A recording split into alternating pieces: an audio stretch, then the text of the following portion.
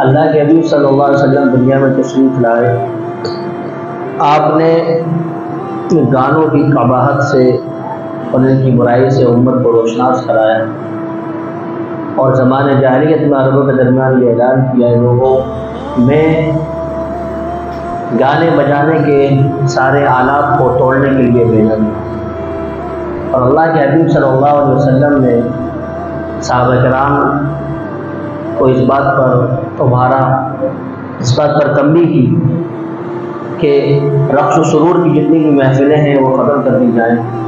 اسلام کا اس سے کوئی تعلق نہیں ہے، اسلام کا اس سے کوئی رشتہ نہیں ہے۔ مذہب اسلام میں داخل ہونے کے بعد سرور کی محفلیں قائم کرنا، رقص کی محفلیں قائم کرنا یہ اللہ تعالیٰ سے بغاوت ہے، اللہ تعالیٰ کی رضامندی کی یہ باتیں نہیں ہیں، اللہ تعالیٰ سے ناراض ہوتا ہے۔ پھر اللہ کے حبیب صلی اللہ علیہ وسلم نے جب یہ دیکھا کہ رقص و سرور عربوں کے اندر اتنا رچ اور بس چکا ہے کہ اس کو نکالنا کوئی مشکل کام تو نہیں ہے،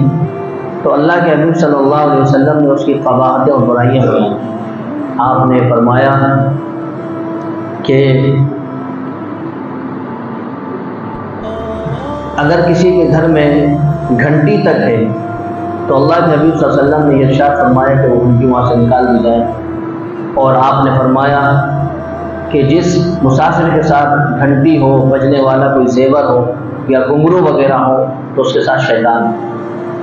اور اللہ کے حبیب صلی اللہ علیہ وسلم نے یہاں تک ارشاد فرمایا اگر جانور کے گلے میں گھنٹی بندھی ہوئی ہے، حضور کریم صلی اللہ علیہ وسلم نے اس کو بھی نکالنے کا حکم فرمایا، اور یہ ارشاد فرمایا کہ اس گھنٹی کو جانور کے گلے سے نکال دیا جائے، کیونکہ جس کے ساتھ یا جس کے گھر میں، جس کی محفل میں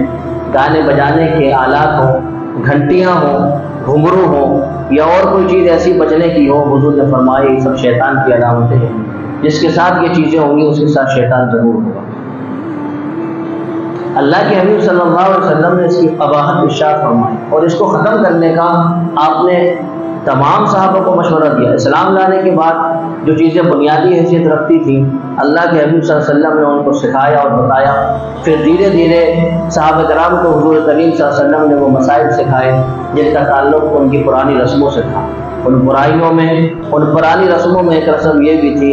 کہ تمام صحابہ جب اسلام نہیں لائے تھے، اہل عرب کے وہ بدو جو اسلام نہیں لائے تھے، وہ اپنی محفلوں میں سرور کی محفلیں قائم کرتے، گانے کی محفلیں قائم کرتے، رقص کی محفلیں قائم کرتے۔ اللہ کے حبیب صلی اللہ علیہ وسلم نے شدت سے منع فرمایا۔ ایک حکم جب اللہ کے حبیب صلی اللہ علیہ وسلم نے اس کو منع کر رہے ہوں، صحابہ کرام حضور کریم صلی اللہ علیہ وسلم سے اس درجہ محبت فرماتے کہ آپ جس چیز کے لیے ہمیں حکم دیں گے ہم وہ کام کریں گے، اور جس چیز سے آپ منع کریں گے ہم اس سے رک جائیں گے۔ اے اللہ کے حبیب، ہم نے آپ کے ہاتھ پر بیعت کی ہے کہ ہم کفر نہیں کریں گے، آپ کے ہاتھ پر ہم نے کلمہ پڑھا ہے کہ ہم شرک نہیں کریں گے، ہم نے آپ کے ہاتھ پر اپنا ہاتھ رکھا ہے کہ ہم زنا نہیں کریں گے، ہم اپنی اولادوں کو قتل نہیں کریں گے، ہم اپنی لڑکیوں کو زندہ دفن نہیں کریں گے، ہم کسی پر تہمت نہیں لگائیں گے، کسی پر بہتان نہیں لگائیں گے۔ یہ بیعت اللہ کے حبیب صلی اللہ علیہ وسلم کے ہاتھ پر صحابہ کرام کیا کرتے تھے۔ پھر حضور کریم صلی اللہ علیہ وسلم جس صحابی کے اعتبار سے دیکھتے کہ اس میں یہ باتیں کچھ باتیں کم ہیں، تو حضور کریم صلی اللہ علیہ وسلم حال کے موافق اس کی تنبیہ فرماتے اور اس کی اصلاح فرماتے، اور فرماتے لوگوں یہ چیزیں بھی اسلام کے موافق ہیں، یہ چیزیں بھی اسلام کے موافق ہیں، اسلام ان چیزوں سے منع کرتا ہے، اسلام ان چیزوں سے منع کرتا ہے۔ یہ ساری چیزیں حضور اپنے صحابہ کو سکھایا کرتے۔ اسی میں سے ایک چیز میوزک ہے، آلات موسیقی ہے، گانے بجانے کے آلات ہیں۔ حضور نے فرمایا میں تمام گانے بجانے کے آلات کو توڑنے کے لیے دنیا میں آیا ہوں، ہر گھر سے میں ان گانے بجانے کی چیزوں کو نکال کر باہر پھینکوں جس سے دنیا رقص و سرور کی محفلیں قائم کر رہی ہو، جس سے دنیا یہ سمجھ رہی ہو کہ گانے بجانے سے ہمارے نفس کو سرور حاصل ہو رہا ہے، اور گانے بجانے سے ہی، گانے سننے سے ہمارے دل کو ٹھنڈک پہنچ رہی ہے۔ حضور نے فرمایا اسلام اس کا مخالف ہے، اس سے اسلام اجتناب کا حکم دیتا ہے، بچنے کی ترغیب دیتا ہے۔ اس لیے اللہ کے حبیب صلی اللہ علیہ وسلم نے صحابہ کو اس بات پر تنبیہ کی کہ کسی کے گھر کے اندر اگر گھنٹی تک ہے،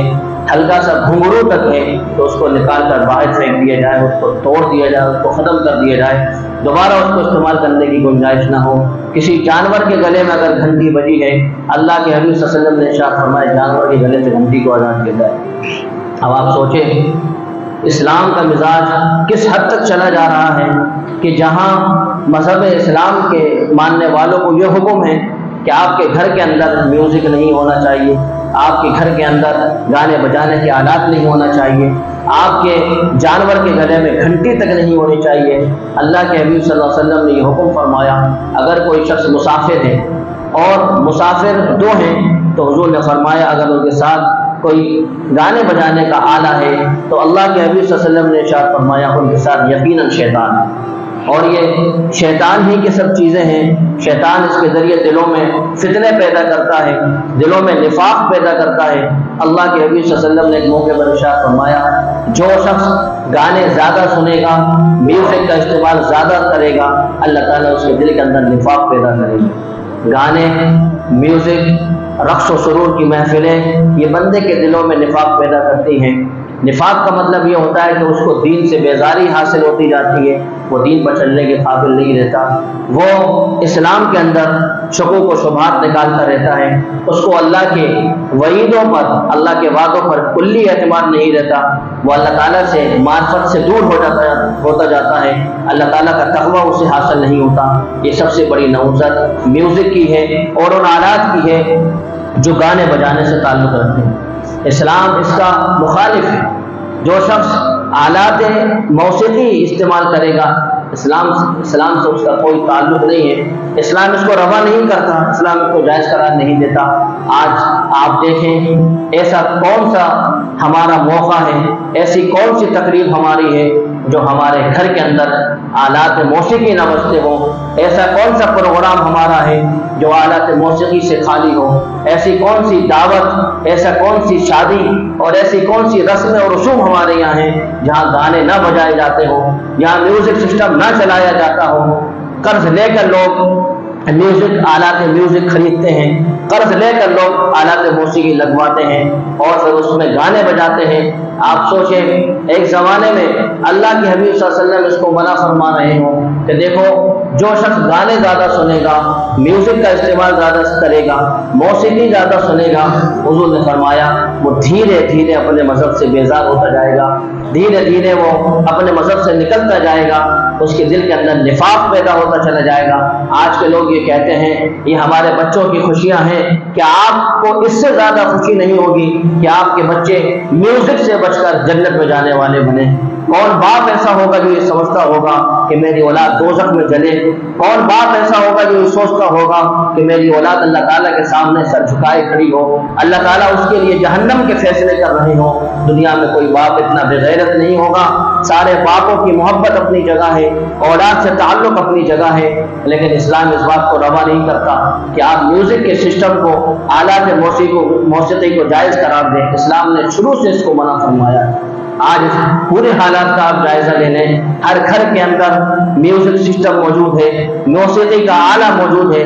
ہر گھر کے اندر گانے بجانے ہیں۔ ایک زمانہ تھا جہاں فجر کی نماز کے بعد قرآن کی تلاوتوں کی آواز آیا کرتی ہو، ایک زمانہ جہاں باپردہ خواتین نماز فجر کے بعد اللہ تعالیٰ کا نام لے رہی ہوں، ذکر و تلاوت میں مشغول ہوں، تسبیح میں مشغول ہوں، ایک زمانہ وہ اتنا اچھا ماحول، لیکن آج کا دور اس سے بدل چکا ہے، آج کا دور اس سے دور ہو چکا ہے۔ آج گھر کے اندر آلات موسیقی ہے، گھر کے اندر میوزک کا آلہ ہے، گھر کے اندر گانے بجانے کے سسٹم لگا رکھے ہیں لوگوں نے۔ جب بھی ان کا موقع ہو، جب بھی ان کا نفس کرے، وہ اپنے نفس کو ارہاس کے لیے اس کو شروع کر دیتے ہیں۔ اور سب سے زیادہ اس سلسلے میں یہ ہے کہ وہ نبی کریم صلی اللہ علیہ وسلم کے حکموں کا پاس و لحاظ بھی نہیں کرتے کہ میرے نبی نے یہ فرمایا تھا کہ میں دنیا میں آیا ہوں میوزک کے سسٹم کو ختم کرنے کے لیے، میں دنیا میں بھیجا گیا ہوں آلات موسیقی کو توڑنے کے لیے۔ ایسی کوئی سی بھی محفل اور ایسی کوئی سی بھی مجلس نہیں ہوتی تھی صحابہ کے یہاں جس میں رقص و سرور نہ ہوتا ہو، لیکن اللہ کے حبیب صلی اللہ علیہ وسلم جب دنیا میں آئے آپ نے سارے صحابہ کو اس بات پر تنبیہ کی، دیکھو اسلام لانے کے بعد رقص و سرور کی محفلیں قائم کرنا اس کا ہمارا اس سے کوئی تعلق نہیں ہے، آلات موسیقی سے ہمارا کوئی تعلق نہیں ہے، گانے بجانے سے، ڈانس کرنے سے، ناچنے سے ہمارا کوئی تعلق نہیں ہے، ڈی جے کی چھڑک پر چھڑکنے سے ہمارا کوئی تعلق نہیں ہے، اس کی دھن پر اچکنے سے ہمارا کوئی تعلق نہیں ہے۔ یہ اللہ کے حبیب صلی اللہ علیہ وسلم نے امت کو سکھایا اور بتایا ہے۔ مسلمان ایک دین کا ماننے والا، مسلمان ایک توحید پر دم بھرنے والا اور اپنے آقا سے حد درجہ محبت کرنے والا ہے، لیکن جب بات آتی ہے اس سلسلے کی کہ اللہ کے حبیب صلی اللہ علیہ وسلم نے اس سے منع کیا ہے، تو مسلمان اس میں ہزار طرح کی تعویلیں نکال لیتا ہے، ہزار طرح کے مسائل پیدا کر لیتا ہے۔ کوئی یہ کہتا ہے کہ یہ میرے بچوں کی خوشیاں ہیں، کوئی یہ کہتا ہے کہ یہ خاندان برادری کی خوشیاں ہیں، کوئی یہ کہتا ہے کہ لوگ کیا کہیں گے، شادیاں ایسے ہی کر لی ہیں، تقریبات ایسے ہی کر لی ہیں، کئی شادیاں ایسی ہوتی ہیں، تقریبات ایسے ہوتی ہیں، نکاح ایسے ہوتے ہیں۔ اللہ کے حبیب صلی اللہ علیہ وسلم سے بڑا، حضور سے پاک باز دنیا میں کوئی شخص نہیں ہے، اللہ کے حبیب صلی اللہ علیہ وسلم سے زیادہ فرما بردار اللہ کا دنیا میں کوئی شخص نہیں ہے، اور کائنات کے اندر جتنے بھی نبیوں کو نبوت ملی ہے سب اللہ کے حبیب صلی اللہ علیہ وسلم کے طفیل ملی ہے۔ حضور اپنی امت کو اس بات کی تنبیہ کر رہے ہیں، اور آخری وقت یہ تنبیہ کی جا رہی ہے تمام لوگوں جو یہاں پر موجود ہیں، وہ میری باتوں کو آنے والے لوگوں تک پہنچائیں۔ حجۃ الوداع کے موقع پر اللہ کے حبیب صلی اللہ علیہ وسلم نے ایک لمبا خطبہ دیا، اس میں آپ نے کچھ لوگوں کو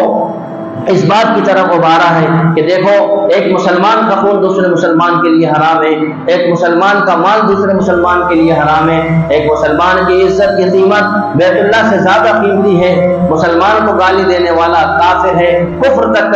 کے قریب چلا جاتا ہے، مسلمان کو برا بھلا کہنا فسق ہے۔ اس کے بعد آپ علیہ السلام نے ارشاد فرمائے، لوگوں، میں میوزک کے جتنے بھی آلات دنیا میں ان کو توڑنے کے لیے بھیجا گیا، اور اے میرے صحابہ، اس بات کو تم مضبوطی سے ذہن میں راسخ کر لو، محفوظ کر لو، اور آئندہ جب تمہارے سامنے نئی نسلیں آئیں انہیں بتانا اور سمجھانا کہ میرے نبی یہ کہہ کر گئے تھے دنیا میں کہ میں میوزک کے سسٹم توڑنے کے لیے دنیا میں بھیجا گیا ہوں۔ آج مسلمانوں کا حال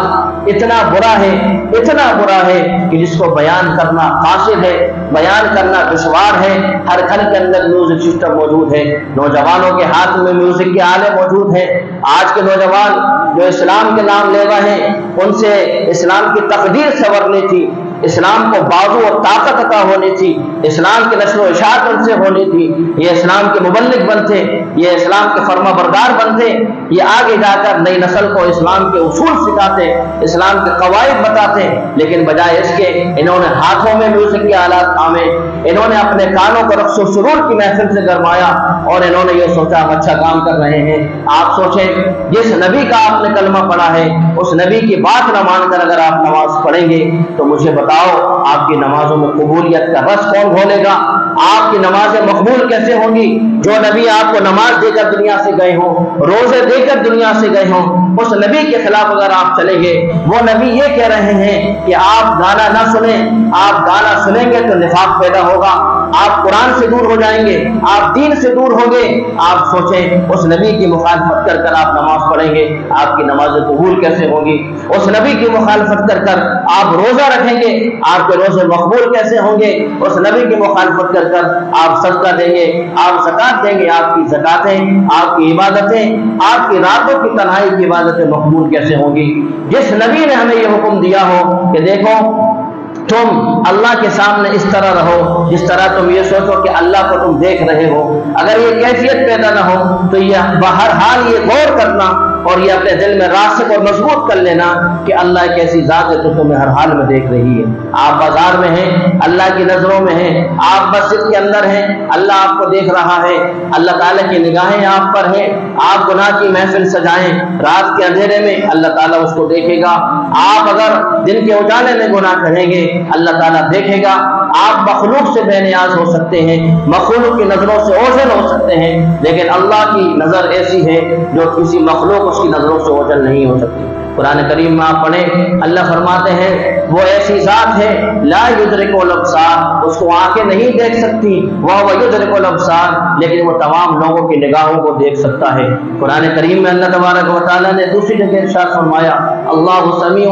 اللہ بہت زیادہ سننے والا ہے، علیم بذات الصدور، وہ دلوں کی حالتوں سے واقف ہے۔ آپ کون سا کام کرنے جا رہے ہیں، کس نیت سے آپ یہ کام کر رہے ہیں، اللہ تعالیٰ سب کی نیتوں سے واقف ہے۔ آج مسلمان یہ سمجھتا ہے کہ ہم مال میں کم ہیں تو ہماری ذلت اور رسوائی ہے، ہم مغلوب ہیں، ہم تعداد میں کم ہیں اس لیے ہم ذلیل ہو رہے ہیں، یہ مسلمانوں کی غلط فہمی ہے۔ آپ اس لیے ذلیل ہو رہے ہیں کیونکہ آپ نے دین کو چھوڑ رکھا ہے، آپ نے ایمان کو پیچھے ڈال رکھا ہے۔ ایک زمانہ تھا جنگ بدر کے موقع پر 313 مسلمان، 312 مسلمان ہیں، اللہ کے حبیب صلی اللہ علیہ وسلم ساتھ میں ہیں۔ 313 یہ لشکر جو تھا 313 کا، اس کے پاس 80 اونٹ تھے، 6 زرہ تھی، 7 تلواریں تھی، 8 گھوڑے تھے۔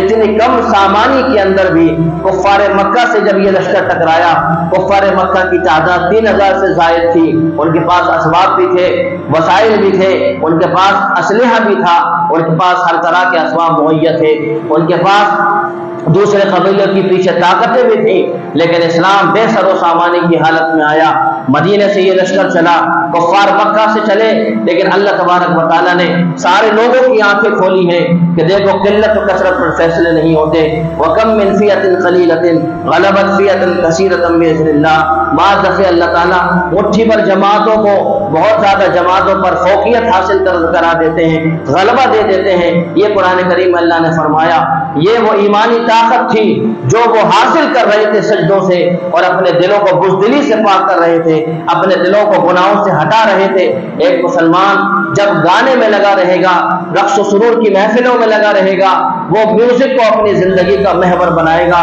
وہ گانے بجانے کو اپنا مقصد بنائے گا، اس کے دل کے اندر کمزوریاں پیدا ہوں گی، اس کے دل کے اندر بزدلی پیدا ہوگی، وہ اسلام کے لیے صف اول میں کھڑے ہونے کا مجاز نہیں لے گا، وہ کبھی بھی کسی لشکر میں آگے رہنے کا مجاز نہیں ہوگا۔ جس کی ذمہ داری یہ تھی کہ وہ قوم کو آگے لے کر چلتا، اب وہ قوم کے ساتھ اتنا پیچھے ہے، گانے بجانے کی محفلوں میں وہ شریک ہے، رقص و سرور کی محفلوں میں وہ شریک ہے۔ آپ سوچیں کہ ایمان کہاں سے کہاں آ چکا ہے۔ اس ایمان کو لے کر آپ کسی قوم سے ٹکرا نہیں سکتے، اس ایمان کو لے کر آپ کسی پر فتح حاصل نہیں کر سکتے، آپ غلبہ حاصل نہیں کر سکتے۔ وہ قوم جس کی چھنکاروں سے اور جس کی محنتوں سے، جس کی تدبیروں سے پتھر بھی پانی پانی ہو جاتے ہوں، آج وہ قوم کا نوجوان ایک بلی کے کودنے سے ڈر جاتا ہو، ایک ایسے جانور سے ڈر جاتا ہو جس کی فطرت میں نقصان پہنچانا نہیں ہے۔ آپ سوچیں، آپ کو بے حیائی نے، آپ کو فحاشی نے، آپ کو نگاہوں کی بد احتیاطی نے کتنا بزدل بنا دیا ہے، کتنا کمزور کر دیا ہے کہ یہ نوجوان جن کی ذمہ داری تھی کہ اسلام کو لے کر آگے چلتے اور لوگوں کو اس بات کی دعوت دیتے کہ دیکھو ان الدین عند اللہ الاسلام، لوگوں اللہ تعالیٰ کے نزدیک سب سے زیادہ پسندیدہ دین اسلام ہے، یہ تمہیں قوم کو بتانا تھا اور دیگر لوگوں کو بتانا تھا، لیکن آپ نے فحاشی اور عیاری اور عیاشی کی وہ محفلیں قائم کی، رقص و سرور کی وہ محفلیں قائم کی جس سے شیطان بھی شرمانے لگا ہو، آپ نے گانے بجانے کی وہ محفلیں قائم کی جس سے اللہ بھی ناراض ہوا، ان کے رسول صلی اللہ علیہ وسلم بھی ناراض ہوئے۔ بدلنے کے لیے صرف اور صرف ایک جملہ کافی ہے، لیکن اگر کوئی ختم کرنا نہیں چاہتا، اپنے دل کو بدلنا نہیں چاہتا، تو ہزاروں دفتر بھی اس کے لیے بیکار ہوں گے۔ آپ مسلمان ہیں، آپ گانا نہیں سن سکتے، اس کو آپ اچھا سمجھیں چاہے میری بات کو آپ برا سمجھیں۔ آپ مسلمان ہیں، آپ کے گھروں میں آلات میوزک نہیں ہو سکتے، اس کو آپ اچھا سمجھیں یا آپ اس کو برا سمجھیں، آپ اس کو غلط سمجھیں یا اچھا سمجھیں، آپ مسلمان ہیں، آپ ڈی جے کی دھن پہ تھرک نہیں سکتے، اس کو آپ اچھا سمجھیں یا آپ برا سمجھیں۔ آپ مسلمان ہیں، آپ کے گھروں سے گانے کی آوازیں نہیں آنی چاہیے، آپ اس کو اچھا سمجھیں یا میری طرف سے آپ برا سمجھیں، لیکن آپ مسلمان ہیں، آپ کا گانوں سے کوئی تعلق نہیں ہے، آپ کا آلات موسیقی سے کوئی تعلق نہیں ہے، آپ اس نبی کی امت میں ہیں جس نے یہ فرمایا ہو اے لوگوں میں دنیا کے اندر آیا ہوں میوزک کے تمام آلات کو توڑنے کے لیے، اے لوگوں میں آیا ہوں میں باجوں کو توڑوں، میں گانے بجانے کی ہر چیز کو توڑوں۔ حضور کریم صلی اللہ علیہ وسلم نے تمام لوگوں کے مجمع میں یہ اعلان کیا، تمام صحابہ آپ کے حامی بھی ہیں، بعض کفار آپ کے مخالف بھی ہیں، لیکن تب بھی آپ نے یہ اعلان کیا اے لوگوں گانے بجانے کا مسلمان سے کوئی تعلق نہیں ہے۔ یہ رقص و سرور کی محفلیں، یہ گانے بجانے کے آلات، اگر مسلمان ان سے دور رہے گا تو اس کا دل اللہ تعالیٰ کی معرفت سے سرشار ہوگا، اس کے دل میں اللہ کی محبت جاگزی ہوگی، اس کے دل کے اندر رسالت کی محبت آئے گی، اس کے دل کے اندر آخرت کی فکریں پیدا ہوگی، ہمیں دنیا سے رخصت ہونا ہے، یہ داعیہ اس کے دل کے اندر ابھرے گا اور وہ آخرت کی تیاری کرے گا۔ لیکن اگر عیاشی میں مسلمان لگے رہے، رقص و سرور کی محفلوں میں آپ لگے رہے، آپ گانے بجانے سے اپنے نفس کو ارہاس دیتے رہے، تو یقیناً آپ کا دل کمزور ہوگا، آپ کے دل کے اندر نفاق وقت پیدا ہوگا آپ کو آخرت کی تیاری کے لیے ہرگز موقع نہیں ملے گا۔ آپ یہ سمجھیں گے ہم دنیا کے اندر صحیح و سالم ہیں، ہم دنیا کے اندر صحت یاب ہیں، اب ہمیں بیماری گھیر نہیں سکتی، اب ہمیں مرض گھیر نہیں سکتا۔ یاد رکھیں بیماری اور شفا اللہ تعالیٰ کے قبضہ قدرت میں ہے، وہ جس کو چاہتا ہے شفا دے دیتا ہے، جس کو چاہتا ہے کسی مرض میں مبتلا کر دیتا ہے۔ اس بات پر کامل یقین مسلمانوں کا ہونا چاہیے۔ ہماری ذمہ داری یہ ہے رقص و سرور کی محفلوں سے اجتناب کریں، ہماری ذمہ داری یہ ہے آلات موسیقی سے اجتناب کریں۔ ہمارے ہاتھ میں اگر فون ہے تو اس کا استعمال اشاعت اسلام کے لیے کریں، اس کا اسلام تبلیغ دین کے لیے کریں۔ آپ کے گھر کے اندر آلات موسیقی ہے، آپ مسلمان ہیں، اس کو آپ برداشت نہیں کر سکتے۔ آپ کو یہ باتیں اچھی لگ رہے ہیں، چاہے آپ کو یہ بری لگے، لیکن آپ اس لیے دنیا میں بھیجے گئے ہیں کہ آلات موسیقی کو اپنے ہاتھوں سے ختم کریں، میوزک کے تمام سسٹموں کو اپنے ہاتھ سے ختم کریں۔ تمہارے نبی بھی اس لیے دنیا میں بھیجے گئے تھے۔ حضور نے فرمایا اے لوگوں میں بھیجا گیا ہوں دنیا میں اس لیے تاکہ میوزک کے تمام سسٹموں کو توڑ ڈالوں، میں بتوں کو ختم کر دوں، میں رسم و رواج کو مٹا دوں، زمانہ جاہلیت کی رسومات کو میں ختم کر دوں۔ اس لیے ہماری ذمہ داری یہ ہے ہم مسلمان ہونے کی حیثیت سے رقص و سرور کی محفلوں سے اجتناب کریں، گانے بجانے سے اجتناب کریں، ہم اللہ کی معرفت کو حاصل کر لیں گے۔ اللہ تعالیٰ جب راضی ہوتا ہے تو بندوں کے معاملات حل ہوتے چلے جاتے ہیں، مشکلوں میں کشادگی پیدا اللہ تبارک و تعالیٰ کر دیتا ہے۔ لیکن اگر اللہ کی مان کر آپ نہیں چلیں گے، اللہ تبارک و تعالیٰ آپ کی مشکلوں میں اور مشکلات پیدا کرے گا، آپ کی ذلتوں میں بڑھوتری کرے گا۔ آپ کو عزیز نہیں کر سکتی کوئی طاقت دنیا میں جب اللہ تعالیٰ آپ کو ذلیل کرنا چاہے۔ اللہ تعالیٰ عمل کرنے کی توفیق عطا فرمائے۔ اللہ کے حبیب صلی اللہ علیہ وسلم دنیا میں تشریف لائے، آپ نے گانوں کی قباحت سے اور ان کی برائی سے امت کو روشناس کرایا، اور زمانے جاہلیت میں عربوں کے درمیان یہ اعلان کیا ہے لوگوں میں گانے بجانے کے سارے آلات کو توڑنے کے لیے بھیجا گیا۔ اور اللہ کے حبیب صلی اللہ علیہ وسلم نے صحابہ کرام کو اس بات پر ابھارا، اس بات پر تنبیہ کی